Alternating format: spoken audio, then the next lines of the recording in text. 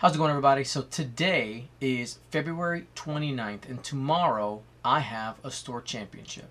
I'm going to be playing at Game Storm in Lamont, Illinois, and the store championship level is one of the few tournaments that I actually take the time to play in. Now, just because of family schedule and things, basically the deal is if I am not in the running to make the cut, I'm going to have to step out. But what I want to do, I wanted to take the opportunity to record a video where I give you some insight into what I'm thinking before, during, and after the tournament. We're going to go over what my list is, and we're going to go through all these tips that you've heard us talk about the last couple weeks. So first, we'll go ahead and start by talking about what list I'm going to fly. So this store championship season, everything is hyperspace. Because this event is one of the few that I get to play in, I want to go for it. I want to win. So I'm going to be bringing a strong list that I've practiced a few times. We've talked about a lot. We don't want to really, if you're trying to go for the W, you don't want to take something that you're either unfamiliar with or haven't had practice with. And this is a meta list that I've played in order to prep other people for it, but also thinking, hey, it's a good list. Let's go ahead and bring it to the store championship. So yes, you probably guessed it. It's Boba Fett and Fenrau. We have Boba Fett with Fearless, Seismic Charges, Maul, Contraband Cybernetics, Hull Upgrade, Slave 1, and Fenrau has Fearless. So we're sitting at 182 points, a really strong bid. I could pull off the Hull Upgrade, maybe even the Seismic Charges if I wanted to go lower, but I honestly want those Seismic Charges, especially for the matchup against the Vulture Droids and Jedi if that comes up. Now, what am I going to do tonight? Today's the day before the tournament. I'm going to go ahead and grab my tournament box and make sure everything I need is in there. I'm going to place everything in the bag that I need, and I'll go ahead and go through the bag and show you what I'm packing. Alright, so at this point, what I've done is I've gathered everything that I need to actually play the game, plus some extras. So first, I double-checked my list. I went ahead and built it in Launch Bay Next, my preferred mobile squad builder. Have it set up for a tournament already. I went through all my upgrades. I have everything here. Then, after I did that, I went ahead and matched all the tokens that I would need. Okay, those are extras. So here's everything I would need. Number of shields, focus, reinforce. Went down the action bars, double checked to see if anybody had charges. We got target locks for everybody. Now I'm bringing 2 seismic charges, even though it can only drop one at a time. I brought 2 just in case I were to lose one, and have everything, all the charges set there as well. Got, of course, my ships here. Have the dials for the ships, your dice, obstacles, damage deck, already counted it, there are 33, range 3 ruler, and templates, and some extra tokens here. Now these are all the tokens that were actually in my box. Because this is a tournament, I'm not going to bring all these. I don't need them. I only need what's right in front of me. So I also have a way to transport everything. This is for my ships. Here's for the cards and templates and stuff. So I'm going to go ahead and get everything in there, and we'll do everything here in in fast motion.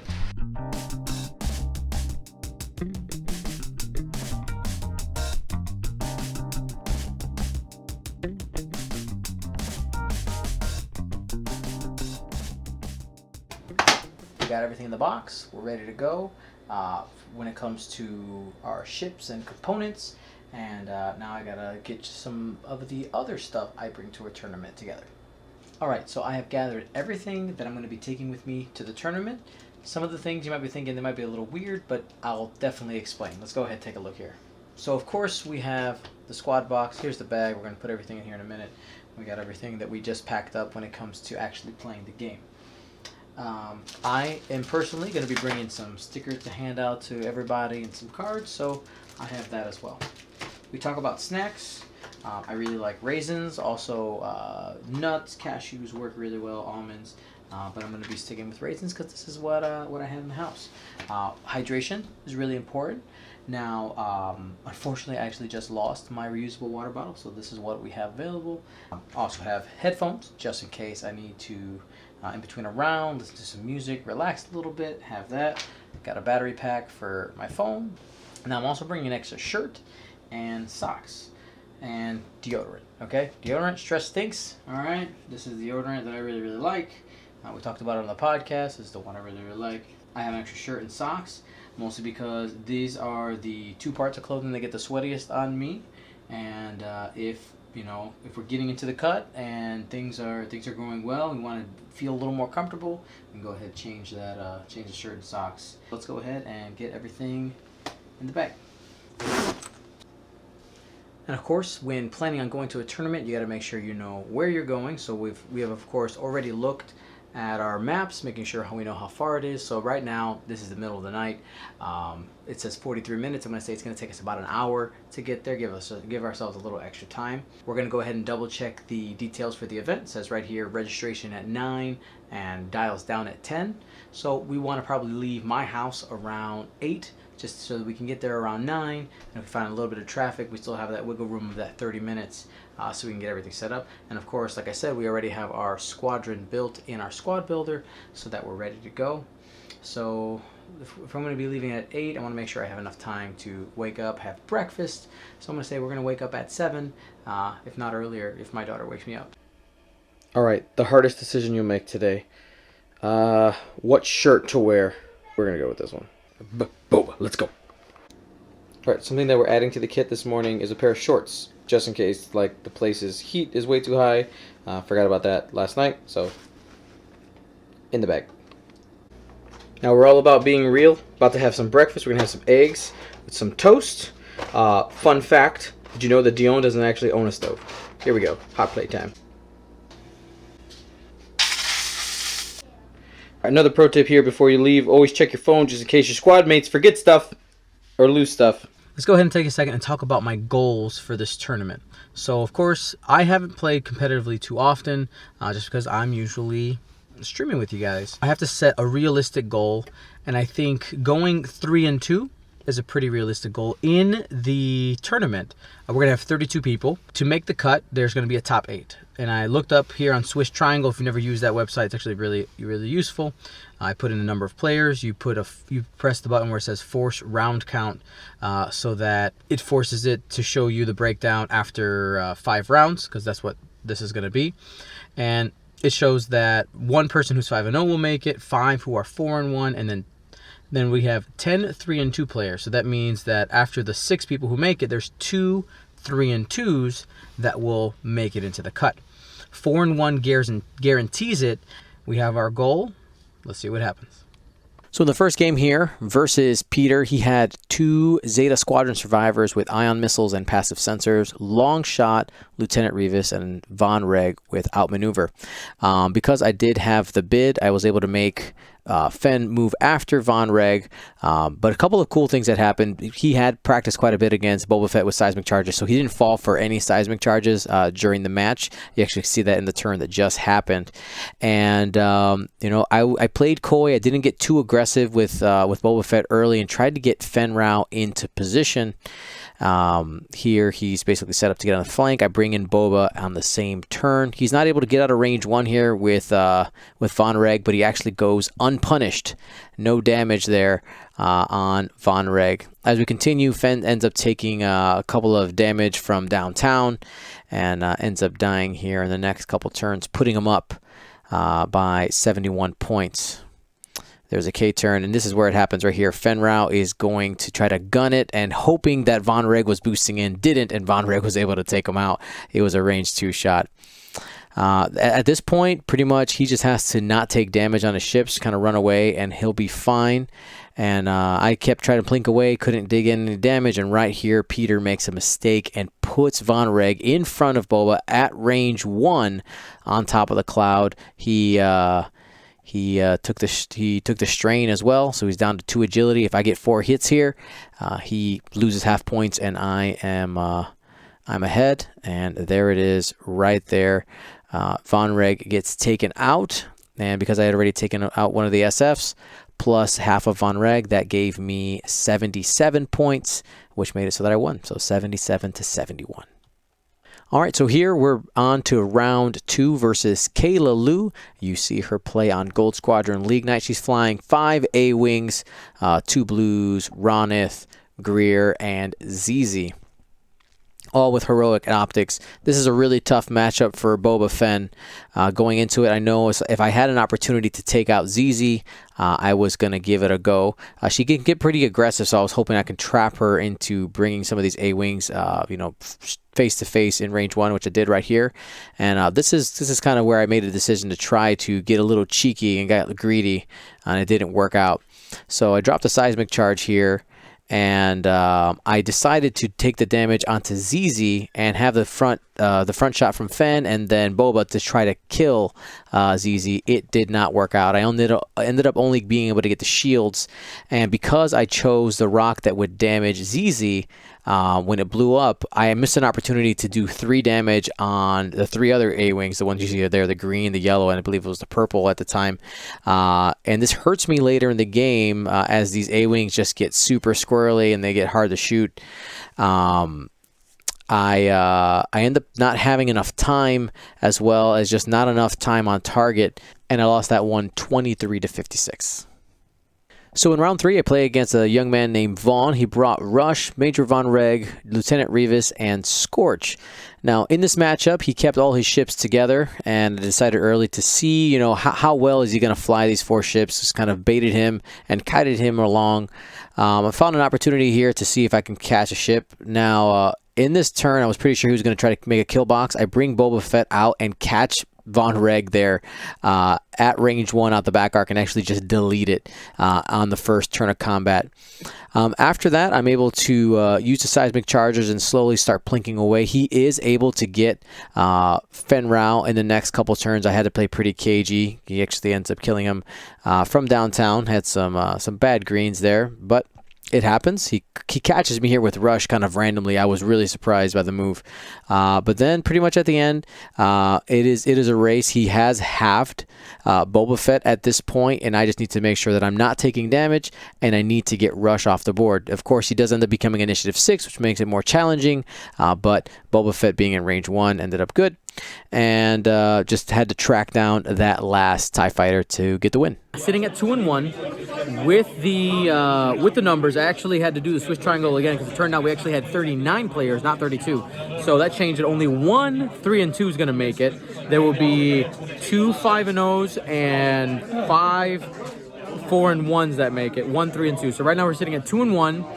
1 more loss most likely means I'm out of it. It's really close, really dependent on the MOV. 3 games so far have been really, really fun.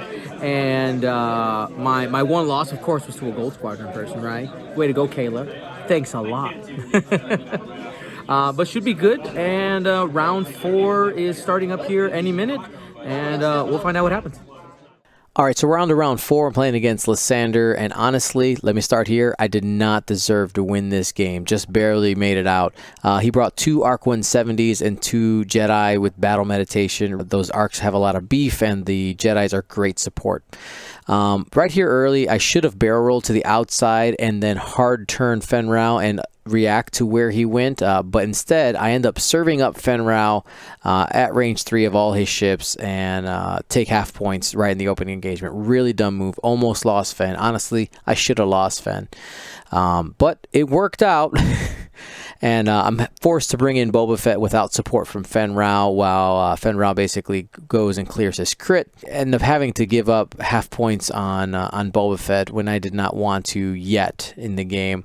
I'm slowly able to whittle down one of the Arc 170s, but I basically put myself in a situation where in the end game, it comes down to the very last turn. I have to bring Fen Rao in at range 2 of a ship, while also at range 1 for a shot to have an opportunity. Like I gotta kill a ship and half another with Boba Fett in order to win, because both my ships ended up at half points, and also had to not lose Fen Rao. Here's that turn right here, making decisions. You see me crouching down there, and it ended up working out, but this really came down to having some fortunate dice luck and just doing a little bit of math and just giving myself the best chance to win right there at the end.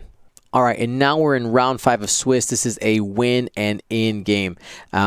Jason Postal brought a really coal list. He brought Morna Key, Gideon Hask, Pierre Sabak, and Ved Voslo, some pilots that you almost never see on the table together, and played it to great effect. It was really effective to see Morna being able to flip those reinforcements. In the early game, I was able to get some damage into the Decimator and swing Fen in here to pop him at range 1 in order to get him to half points really, really early. Problem is that Fen did end up getting caught. You'll see Pure Sabak punch him in the face, and I roll actually 0 evades. Concordia does not save me because I do take 2 damage from Ved here at range 1. Boba Fett has to flip around in order to get back involved in the fight. Fen chooses not to spend the focus, hoping to live from the range 1 shot from Pure Sabak on Borna. He could have actually taken her out here, which forces me with Boba to have to chase down Morna Lee because she's a significant chunk of points on the board. After that, I end up turning around and start to whittle down the ships. I am able to get Boba Fett into range 1 and just barely get Ved off the board. Honestly, if I had not done that turn, I probably would have lost. I end up taking out Gideon and having to basically run for my life at the end from Pure Sabak to win the game. All right, so we've made the cut. That last match was ridiculous. The best game I played today. That's my favorite. This is probably, out of all of them, the one that I will probably put up in full. The other ones I wasn't planning on to, just because it was that good of a game and it's worth.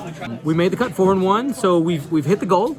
And actually, I guess the goal was 3-2. We made the cut, so we're surpassing the goal. I'm gonna have a little snack. We have a little break. And just want to make sure that I'm mentally ready. I'm running low on water, gonna buy some more water, and get ready to face my opponent. And now we're in the top 8, and we're going to be playing against Omar Velasquez, one of my fellow squad mates at Gold Squadron, and he's playing a droid swarm. It's the same one that Duncan Howard was able to win the Texas System Open with.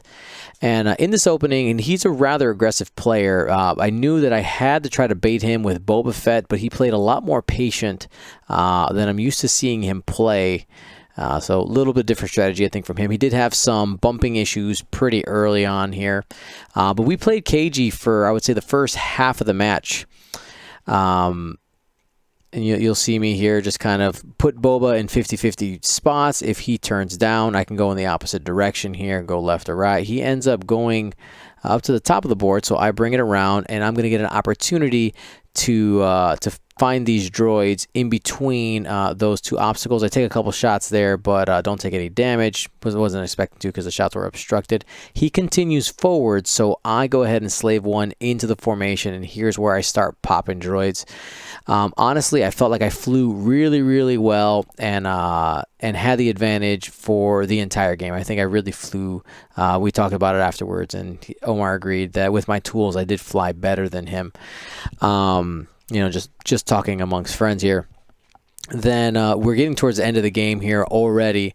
Obviously, the droids take a long time to play, so we haven't played as many turns as I would like. I wish we would have gotten a couple more turns. But right here in the final turn, we're actually going to see the time slow down. I have taken some damage at this point on Fen Rao. And some damage on Boba Fett, and right here that hyena has plasma torpedoes. I actually end up rolling too many dice on the first defense and get excited because I'm like, oh, I've won the game because I haven't taken half points. And then I quickly realize after I rolled too many dice that I have to roll the right number of dice, and because he ends up getting 2 hits. He has the lock here, and there's 3, and I spend the focus. I'm like, oh, hey, look, no damage. And I was like, oh, wait a minute. I rolled too many dice because I had 2 evades to his 3 hits. And I end up re-rolling here, only getting a single evade. Then you take the shield off from plasma, take a hit and a crit, and that's half points. And that pulled them ahead right there. I was not happy after this game emotionally. It's something that happens. We talk about it. Of course, I wasn't upset with Omar at all. It's just like I felt like I played really, really well the whole game. And if I had a little bit more time, maybe I would have won because I would have been able to take out a couple more droids. But that is the game you play when you play against 8 ships versus my 2. But overall, that's how it went, and we'll send it back to past Dion so he can give you more of his original thoughts. All right, we're back home. Final thoughts. So I felt that physically I was 100% prepared for the event. Stayed hydrated, stayed fed, and good snacks that work for my body. That worked out. I had all my components, never had any issues there. A lot of really close matches, and I did feel that I was in all of my games, which was awesome. The last one was tough to lose. Losing by only 1 point is really tough, and in the moment, you think that like, oh, I should have had that. Like, why didn't I win the game? Let's be honest, as humans, right? We want things to go our way, and losing by only 1 point, when at first you thought you won and then you didn't, was tough. And yeah, it was a good game. It was a good tournament. We surpassed the expectation. We were trying to go 3-2. We went 4-1. We made the cut and had a really good showing in the top 8. And a couple dice go another way, and we would have been playing in the top 4. But hopefully you enjoyed that tournament experience, especially those of you who have never experienced a tournament. You can kind of live vicariously through me and how this went today. Hopefully you guys enjoyed this type of video. If you did, let me know, and we can try to do another one. Well, I don't know if you guys can tell, but I'm super tired, and I'm going to take a shower and go to bed. So thanks for watching, everybody. Gold Squadron out.